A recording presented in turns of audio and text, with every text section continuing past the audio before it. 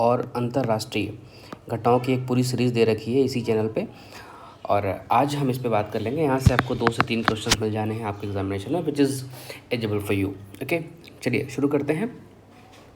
वित्त मंत्री निर्मला सीतारमण ने सबका विकास के थीम के साथ 1 फरवरी 2025 को संसद में प्रस्तुत किया अपना ये बजट, और लगातार इनका रिकॉर्ड रहा है कि ये 8वां केंद्रीय बजट पेश कर रही हैं और एक अंतरिम बजट के साथ पेश कर रही हैं। मोरारजी देसाई जो कि लगातार 6 बजट पेश करने वाले थे, उनका रिकॉर्ड इन्होंने तोड़ रखा है। वर्तमान बजट 4 विकास इंजनों कृषि, एमएसएमई, निवेश और निर्यात पर ध्यान केंद्रित करके काम चलेगा।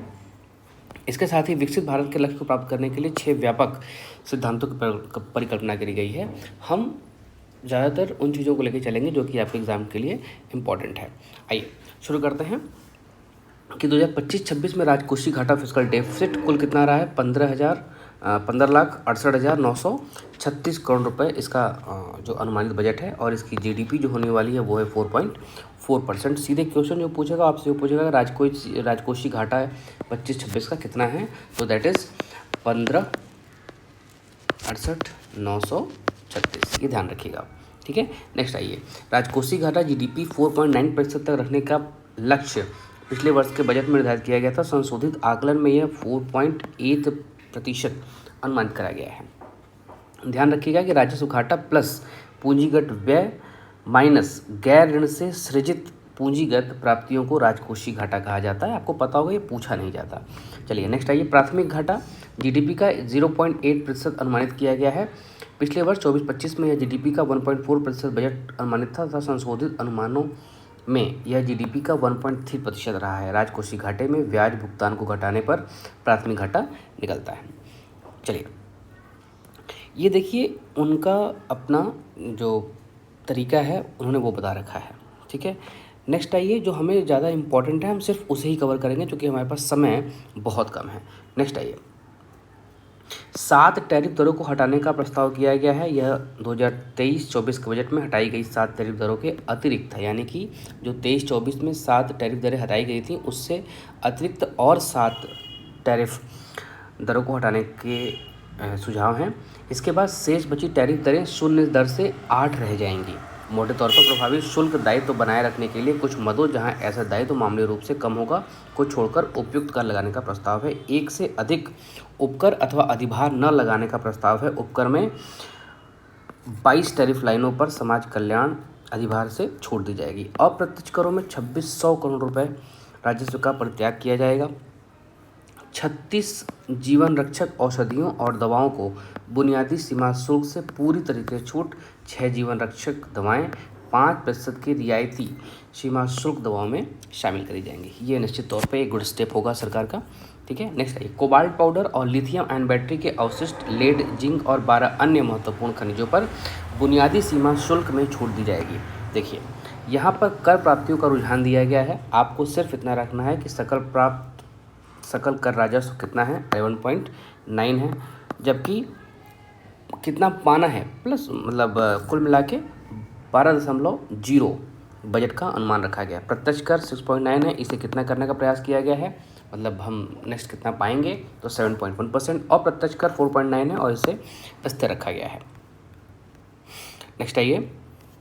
बुने हुए वस्त्रों पर 10% या 20% के बुनियादी सीमा शुल्क को संशोधित कर 20% अथवा 115 रुपये प्रति किलोग्राम 115 प्रति किलोग्राम में जो भी अधिक हो उसको करने का प्रस्ताव किया गया है। इंटरेक्टिव फ्लैट पैनल डिस्प्ले पर बुनियादी सीमा शुल्क 10% से बढ़ाकर 20% किया गया है। नेक्स्ट आइए। ओपन सेल्स और अन्य घटक पर बुनियादी सीमा शुल्क घटाकर 5% करने का निर्धारण किया गया है। नेक्स्ट आइए। इलेक्ट्रिक वाहनों की बैटरी के विनिर्माण के लिए 35 अतिरिक्त पूंजी वस्तुओं और मोबाइल फ़ोन बैटरी निर्माण हेतु 28 अतिरिक्त पूंजी वस्तुओं पर छूट दिया गया। क्या कह रहे हैं? इलेक्ट्रिक वाहनों के विनिर्माण के लिए कितने? 35 अतिरिक्त पूंजीगत वस्तु, और मोबाइल फ़ोन बैटरी के विनिर्माण हेतु कितने? 28 के पूंजीगत वस्तुओं में छूट दी गई है। 20% से घटाकर 10% पर कुछ लाया गया है। Carrier grade ethernet switch. Fine. Next आइए। हस्तशिल्प वस्तुओं की निर्यात अवधि 6 महीने से बढ़ाकर 1 वर्ष की गई है। आवश्यकता पड़ने पर आगे 3 महीनों के लिए और बढ़ाई जा सकती है। समुद्री उत्पाद जैसे frozen fish paste, fish paste और ऐसे उत्पादों के निर्यात पर बुनियादी सीमा शुल्क 30% से घटाकर 5% किया गया है। अब आइए प्रत्यक्ष कर प्रस्ताव कितने हैं। नई कर व्यवस्था के अंतर्गत 12 लाख तक की आय अर्थात विशिष्ट दर जैसे पूंजीगत लाभ को छोड़कर 1 लाख प्रतिमाह औसत आय पर कोई आयकर देय नहीं होगा।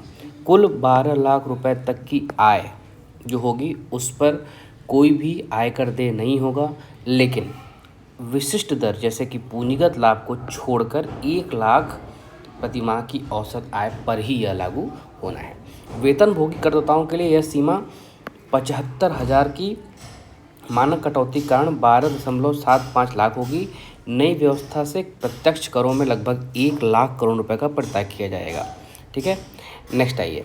टीडीएस की दरों और सीमाओं का संख्या वरिष्ठ नागरिकों के लिए ब्याज पर कटौती की सीमा 50,000 से दोगुनी बढ़ाकर 1 लाख रुपए की जा रही है। किराए पर टीडीएस के लिए वार्षिक सीमा के रूप में 2.4 लाख रुपए से बढ़ाकर 6 लाख करी गई है, 6 लाख करी गई है। भारतीय रिजर्व बैंक के उदारीकरण धन प्रेषण स्कीम LRS के अंतर्गत धन प्रेषणों पर टीडीएस की सीमा को 7 लाख से बढ़ाकर 10 लाख किया गया है। चलिए, ये काम करने की चीज़ नहीं, ये आपके काम की चीज़ नहीं है, इसे छोड़ देते हैं। नेक्स्ट आइए, ये बहुत इंपॉर्टेंट होने वाला है, जो मिडिल क्लास है उसको ये बहुत काम की चीज़ लगती है। नेक्स्ट आइए, हमें किस आय पर कितना दर देना होगा, कितना टैक्स देना होगा, वो गवर्नमेंट ने बना रखा है। 0 से 4 लाख यानी कि आप 4 लाख रुपए कमाते हैं, इस पर कोई आपको टैक्स नहीं देना होगा। 4 से 8 लाख रुपए आप कमाते हैं तो आपको 5% देना पड़ेगा। 8 से 12 लाख कमाते हैं तो आपको 10% देना पड़ेगा अपनी आय का। 12 से 16 लाख पे 15%, 16 से 20 लाख पे 20% और 20 से 24 लाख पर 25%। लेकिन 24 से अधिक लाख रुपए आप कमाते हैं तो आपको 30% अपने आय के अकॉर्डिंग कर देना पड़ेगा। बजट में रेलवे के लिए क्या प्रावधान किए गए हैं, ये इंपॉर्टेंट है। 2025-26 में भारतीय रेलवे के लिए बजट आवंटन 2.6 लाख करोड़ है। बजट प्रस्ताव के अनुसार देश को अगले 2 से 3 वर्षों में 200 नई वंदे भारत ट्रेनें, 100 अमृत भारत ट्रेनें और 50 नमो भारत रैपिड रेल, 17,500 सामान्य नॉन AC कोच मिलने की उम्मीद है। ये इंपॉर्टेंट होने वाला है। ये आपको मिलाने के लिए पूछ सकता है कितने कितने का दिया गया है। ध्यान रखिएगा कि मतलब आपको वंदे भारत कितनी मिलने वाली हैं, अमृत भारत कितने वाली हैं, नमो भारत कितने मिलेंगी और सामान्य नॉन AC कोच कितनी मिलने वाली हैं। बजट में रेलवे की बुनियादी ढांचा विकास परियोजनाओं के लिए 4,60,000 करोड़ का प्रावधान किया गया है। आगामी लक्ष्य के साथ भारतीय रेलवे इस वर्ष के अंत तक 1.6 बिलियन टन कार्गो के आंकड़ों को छूकर दूसरा सबसे बड़ा माल ढुलाई वाला रेलवे बनने की ओर अग्रसर है। हाई स्पीड ट्रेनों के संबंध में भारत का लक्ष्य 2047 तक 250 किलोमीटर प्रति घंटे की गति समर्थन करने वाला 7,000 kilometre high speed rail network बनाना है। ये ध्यान रखिएगा, इंपॉर्टेंट होने वाला है। भारतीय रेलवे वित्त वर्ष 2025-26 के अंत तक 100% विद्युतीकरण का काम पूरा कर लेगा। ये बहुत गुड न्यूज़ है। नेक्स्ट बजटीय प्रावधान जो है उनको देख लेते हैं। 25-26 में विकास उपाय गरीब, युवा, अन्नदाता और नारी को ध्यान में रखकर 10 व्यापक क्षेत्रों पर विशेष ध्यान की बात कही गई है। इस बजट का उद्देश्य 6 क्षेत्रों कौन कौन से, कराधान, विद्युत क्षेत्र, शहरी विकास, खनन, वित्तीय क्षेत्र और विनियामक सुधार में परिवर्तनकारी सुधार करना है। इनमें अगले 5 वर्ष की अवधि के दौरान हमारी विकास क्षमता और विश्व स्तर पर प्रतिस्पर्धा क्षमता बढ़ेगी। भारत में मत्स्य उत्पादन और जलीय क्षेत्र में विश्व भर में दूसरा सबसे बड़ा क्षेत्र है कौन, भारत। और भारत के समुद्री खाद्य निर्यात का मूल्य 60,000 करोड़ रुपए का है।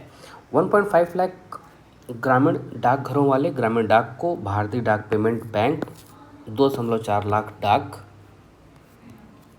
सेवकों का विशाल नेटवर्क की सहायता से ग्रामीण अर्थव्यवस्था को उत्प्रेरक के रूप में कार्य करने के लिए तैयार किया जाएगा। बजट विकास में 4 इंजन दिए गए हैं। कौन कौन से हैं? कृषि पहला इंजन है।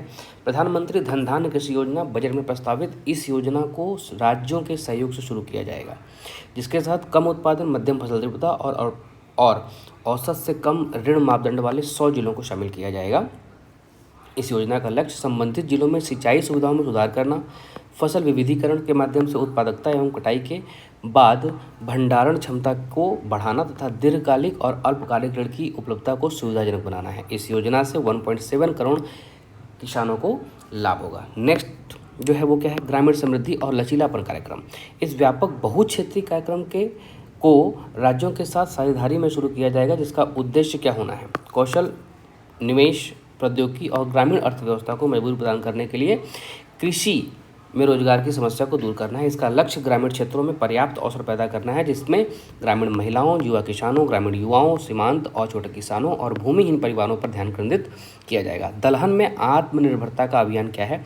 एक 6 वर्षीय अभियान होगा ये, जिसमें तुअर की दाल, उड़द की दाल, मसूर की दाल, इन दालों पर विशेष ध्यान दिया जाएगा। इस अभियान के तहत केंद्रीय एजेंसियां नेफेड और NCCF अगले 4 वर्षों के दौरान किसानों से इन 3 दालों की अधिकतम स्तर पर खरीदारी करेंगी। किसान क्रेडिट कार्ड KCC के माध्यम से उन्नत ऋण क्या होने वाला है? संशोधित ब्याज अनुदान योजना के अंतर्गत 7.7 करोड़ किसानों, मत्स्य पालकों और डेयरी किसानों को KCC के माध्यम से दिए जाने वाले अल्पकालिक ऋण की सीमा 3 लाख रुपए से बढ़ाकर 5 लाख रुपए करने की घोषणा बजट में की गई है। किसमें? क्रेडिट कार्ड यानी किसान का क्रेडिट कार्ड जो है उससे कौन कौन लोग ले सकते हैं? मत्स्य पालक, डेयरी किसान और KCC के माध्यम दिए जाने वाले अल्पकालिक ऋण की सीमा 3 लाख रुपए से बढ़ाकर 5 लाख रुपए कर दी गई है।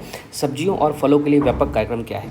राज्यों के साथ साझेदारी में किसानों के लिए उत्पादन, कुशल आपूर्ति, प्रसंस्करण और लाभकारी मूल्यों को बढ़ावा देने के लिए इस कार्यक्रम की शुरुआत करी जाएगी। नेक्स्ट है मखाना बोर्ड। मखाना बोर्ड का उत्पादन, प्रसंस्करण, मूल्य संवर्धन, विपणन और सुधार के लिए बिहार में मखाना बोर्ड की स्थापना की घोषणा करी गई है। उच्च उपज वाले बीजों का राष्ट्रीय मिशन। अनुसंधान को मजबूत करने हेतु जुलाई 2024 में 100 से अधिक उच्च उपज वाली बीज किस्मों के लक्षित विकास, प्रसार और व्यावसायिक उपलब्धता सुनिश्चित करने के उद्देश्य से इस मिशन की शुरुआत की जाएगी। मत्स्य पालन पे बहुत फोकस कर रही है सरकार, ये इंपॉर्टेंट होगा, ध्यान रखिएगा। सरकार भारतीय विशिष्ट आर्थिक क्षेत्र और उच्च सागरों से सतत मत्स्य पालन एवं दोहन के लिए एक रूपरेखा लाएगी, जिसमें अंडमान एवं निकोबार तथा लक्षद्वीप समूहों पर विशेष ध्यान दिया जाएगा। कपास उत्पादकता मिशन क्या है? 5 वर्षीय मिशन होगा। इसका लक्ष्य कपास की उत्पादकता और स्थिरता में सुधार करना तथा लंबे रेशों वाली कपास की किस्मों को बढ़ावा देना है। असम में यूरिया संयंत्र लगाने की घोषणा करी गई है। ब्रह्मपुत्र घाटी उर्वरक निगम लिमिटेड BVFCL के परिसर में 12.7 लाख मीट्रिक टन वार्षिक क्षमता वाले एक संयंत्र को स्थापित किया जाएगा। MSME पर सरकार का हमेशा से ध्यान रहा है। क्या कह रहे हैं? MSMEs के लिए वर्गीकरण मानदंडों में संशोधन किया जाएगा। इसके तहत सभी निवेश और टर्नओवर सीमाओं में क्रमशः 2.5 2 गुना तक बढ़ाया जाएगा। सूक्ष्म उद्यमों के लिए क्रेडिट कार्ड क्या कर रहे हैं? उद्यम पोर्टल पर पंजीकृत सभी सूक्ष्म उद्यमों के लिए 5 लाख रुपए की सीमा वाले कस्टमाइज्ड क्रेडिट कार्ड दिए जाएंगे, जिसके तहत पहले वर्ष में 10 लाख रुपए जारी किया जाएगा। फंड ऑफ फंड्स स्टार्टअप के लिए विस्तारित दायरे 10,000 करोड़ रुपए के अनुदान के एक नया फंड्स ऑफ फंड्स जारी किया जाएगा। नेक्स्ट है नए उद्यमियों के लिए क्या योजना कर रही है? अगले 5 वर्षों में 5 लाख महिलाओं, अनुसूचित जातियों और अनुसूचित जनजातियों में ये पहली बार उद्यम करने वाले सरकारों को 2,000 करोड़ रुपए तक सावधि ऋण उपलब्ध कराने की घोषणा करी जाएगी। फुटवियर और चमड़ा क्षेत्र के लिए फोकस प्रोटेक्शन क्या है? फुटवियर और चमड़ा क्षेत्र के लिए उत्पादकता, गुणवत्ता और प्रतिस्पर्धात्मकता बढ़ाने के लिए इस योजना की घोषणा करी गई है। इस योजना के तहत 22 लाख लोगों को रोजगार मिलने, 4 लाख करोड़ रुपए कारोबार होने और 1.1 लाख करोड़ रुपए से अधिक निर्यात की संभावना है। खिलौना क्षेत्र के लिए उपाय। भारत को खिलौनों का वैश्विक केंद्र बनाने के लिए उच्च गुणवत्ता, विशिष्ट, नवीन और टिकाऊ खिलौने बनाने के लिए उद्देश्य से योजना शुरू करी जाएगी। बिहार में राष्ट्रीय खाद्य प्रौद्योगिकी उद्यमिता और प्रबंधन संस्थान खाद्य प्रसंस्करण के समर्थन के लिए इसमें एक नया प्रबंधन संस्थान स्थापित किया जाएगा। राष्ट्रीय विनिर्माण मिशन क्या है? यह केंद्रीय मंत्रालयों और राज्यों के लिए एक निधि समर्थन, निष्पादन, रोडमैप, शासन और निगरानी ढांचा प्रदान करके मेक इन इंडिया को आगे बढ़ाने के लिए लघु, मध्यम और बड़े उद्योगों को शामिल करेगा। वित्त मंत्री ने MSME के विकास को दूसरा पावर इंजन बताया, क्योंकि देश के कुल निर्यात में इनका योगदान 45% है। निवेश कहाँ होने वाला? केंद्रीय बजट के इस विकास इंजन के तहत भारत के लोगों को भारत की अर्थव्यवस्था और भारत में नए होने वाले नए नवाचारों में निवेश करने पर ध्यान आकर्षित किया जाएगा। नेक्स्ट है सक्षम आंगनवाड़ी और पोषण 2.0 की शुरुआत करी जाएगी।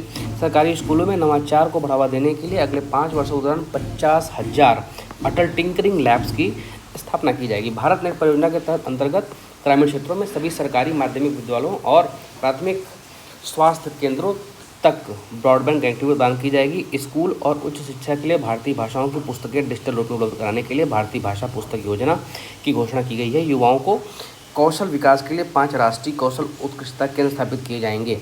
ठीक है, नेक्स्ट आइए। इसको छोड़ दीजिए। नेक्स्ट आइए, आगामी वर्ष में मेडिकल कॉलेजों और अस्पतालों में 10,000 अतिरिक्त सीटें जोड़ी जाएंगी, जिनकी संख्या अगले 5 वर्षों में बढ़कर 75,000 तक हो जाएगी। आगामी 3 वर्षों में सभी जिलों में अस्पताल, डे केयर, कैंसर केंद्रों का स्थापना किया जाएगा। शहरी कामगारों की आय बढ़ाने और उनका जीवन स्तर बेहतर करने के लिए एक स्कीम कार्यान्वित करी जाएगी।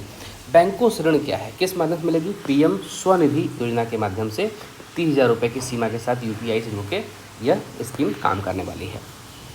नेक्स्ट, ऑनलाइन प्लेटफॉर्म कामगारों यानी कि गिग वर्कर्स, जो किसी एक संस्था जुड़े नहीं हैं, बल्कि एक फ्रीलांसिंग जैसा वर्क करते हैं और अच्छे पैसे कमा लेते हैं। अर्थव्यवस्था में निवेश, सार्वजनिक निजी भागीदारी पीपीपी के साथ 3 वर्षों के लिए विभिन्न परियोजनाओं के क्रियान्वयन हेतु प्रोत्साहित किया जाएगा। इसके वित्त पोषण भारत अवसंरचना विकास निधि के तहत किया जाएगा। नेक्स्ट है, राज्यों को 50 वर्ष की अवधि वाले ब्याज मुक्त ऋणों हेतु 1.5 लाख करोड़ रुपए के परिव्यय का प्रस्ताव किया गया है। परिसंपत्ति मौद्रीकरण योजना 2025 और 30 के लिए लागू करी गई है। 10 लाख करोड़ रुपए की पूंजी लगाने की घोषणा की गई है। जल जीवन मिशन को वर्ष 2028 तक विस्तारित करने की घोषणा करी है। नेक्स्ट आइए, शहरों को रचनात्मकता, पुनर्विकास और जल एवं स्वच्छता के प्रस्तावों को लागू करने के लिए 1 लाख करोड़ रुपए शहरी चुनौती कोष स्थापित किया जाएगा। यह किस काम आएगा? देखिए, परियोजनाओं की लागत 25% तक वित्त पोषण करेगा। इस शर्त के साथ की लागत कम से कम 50% बॉन्ड, बैंक ऋण और पीपीपी से वित्त पोषित किया जाएगा। 2025-26 के लिए 10,000 करोड़ का आवंटन प्रस्तावित है। नेक्स्ट आइए, परमाणु ऊर्जा मिशन से संबंधित क्या है? 2033 तक कम से कम 5 स्वदेशी रूप से विकसित SMR चालू हो जाएंगे। 25,000 करोड़ के आवंटन के साथ सामुद्रिक विकास निधि की स्थापना का बजट प्रस्ताव में वित्तीयन 49% के साथ राशि जो है कि 49% राशि कौन देगी? सरकार देगी। शेष राशि पत्तनों और निजी क्षेत्रों द्वारा दिया जाएगा। उड़ान क्षेत्रीय कनेक्टिविटी स्कीम, अगले 10 वर्षों में 120 नए गंतव्यों को शामिल किया जाएगा। इसमें पर्वतीय, आकांक्षी और पूर्वोत्तर क्षेत्र के जिलों में हेलीपैड और छोटे हवाई अड्डों की सहायता प्राप्त की जाएगी। बिहार के पटना में ग्रीनफील्ड एयरपोर्ट, बिहटा में ब्राउनफील्ड एयरपोर्ट की क्षमता का विस्तार का प्रस्ताव है। बिहार के मिथिलांचल में पश्चिमी कोसी नहर परियोजना को वित्तीय सहायता प्रदान की जाएगी। राज्य खनन सूचकांक की संस्थापना की जाएगी तथा अवशिष्ट पदार्थों से महत्वपूर्ण खनिज प्राप्त करने के लिए एक नीति तैयार करी जाएगी। नेक्स्ट है, निजी निवेशकों के सहयोग के साथ 1 लाख और आवासीय इकाइयों को पूरा करने के लिए स्वामी निधि 2.0 के लिए 15,000 करोड़ रुपए कोष के निर्माण की घोषणा की गई है। 50 पर्यटन स्थलों को राज्य की भागीदारी से चैलेंज मोड माध्यम से विकसित किया जाएगा। नवाचार में निवेश कैसे किया जाएगा? अनुसंधान, विकास और नवाचार के लिए 20,000 करोड़ रुपए प्रदान किए जाएंगे। अगली पीढ़ी से स्टार्टअप को उत्प्रेरित करने के लिए डीप टेक निधियों के कोष पर विचार किया जाएगा। ठीक है, ये इम्पोर्टेंट आपके लिए नहीं होने वाली है। 10 लाख फसल जनद्रव्य क्रॉप्स जर्म प्लाज्म के लिए देश की दूसरी जीन बैंक की स्थापना की जाएगी। यह सार्वजनिक और निजी दोनों क्षेत्रों के लिए आनुवंशिक अनुसंधान के लिए संरक्षण सहायता प्रदान करेगी। राष्ट्रीय भूस्थानिक मिशन क्या है? भूस्थानिक अवसंरचना और डाटा विकसित करने के लिए इस मिशन की शुरुआत की जाएगी। ज्ञान भारतम मिशन इंपॉर्टेंट होने वाला है। इस मिशन के अंतर्गत शैक्षिक संस्थाओं, संग्रहालयों, पुस्तकालयों और निजी संग्रहकर्ताओं के साथ देश की पांडुलिपियों का सर्वेक्षण, दस्तावेजीकरण और संरक्षण के लिए राष्ट्रीय डिजिटल संग्रह स्थापित करने का प्रस्ताव। इसके तहत 1 करोड़ से अधिक पांडुलिपियाँ शामिल करी जाएंगी। निर्यात इंपॉर्टेंट होने वाला, इसको देख लीजिए। निर्यात संवर्धन मिशन, इसको वाणिज्यिक मंत्रालय, MSME मंत्रालय और वित्त मंत्रालय द्वारा संयुक्त रूप से चलाया जाएगा। इसके तहत अलग अलग क्षेत्रों और मंत्रालयों के लक्ष्य तय किए जाएंगे। भारत ट्रेडनेट व्यापार प्रलेखन और वित्त पोषण समाधानों के लिए संयुक्त मंच के रूप में अंतर्राष्ट्रीय व्यापार के लिए भारत ट्रेडनेट BTN स्थापित किया जाएगा। यह यूनिफाइड लॉजिस्टिक इंटरफेस का पूरक होगा। बीमा क्षेत्र में प्रत्यक्ष विदेशी निवेश FDI को बढ़ाकर 74 से 100% करना चाहिए। ये सही भी है, जितना जल्दी ये सब चीज़ें हो जाए अच्छी ही हैं। ठीक है, NABFID द्वारा क्रेडिट वृद्धि की सुविधा, बुनियादी ढांचे के हेतु कॉर्पोरेट ब्रांड के लिए आंशिक ऋण संबंधी सूचना ऋण संबंधी सुविधा प्रदान किया जाएगा। ग्रामीण क्रेडिट स्कोर ढांचे का विकास सार्वजनिक क्षेत्र के बैंक, स्वयं सहायता समूह के सदस्यों और ग्रामीण क्षेत्रों के लोगों के लिए ऋण आवश्यकताओं को पूरा करने के लिए इसका विकास किया जाएगा। प्राप्तियों एवं व्ययों के इन अनुमान से 2025-26 में राजस्व घाटा 5,23,846 करोड़ रहने का अनुमान है। बजट में लगाया गया है इसका अनुमान। यह सकल घरेलू उत्पाद जीडीपी का 1.5% होगा। 2024-25 में राजस्व घाटा जीडीपी का 1.8% रहने का अनुमान था। इसका संशोधित अनुमान जीडीपी के 1.9% का है। कुल राजस्व व्यय, कुल राजस्व प्राप्तियों को राजस्व व्यय कहा जाता है। ठीक है, तो आइए अब इसके बाद जो है कि हम जो शुरू करेंगे नेक्स्ट वीडियो जो आपको मिलेगी वो उत्तर प्रदेश स्पेशल को होगी। उसमें उत्तर प्रदेश बजट भी शामिल होगा। आज के लिए बहुत बहुत धन्यवाद।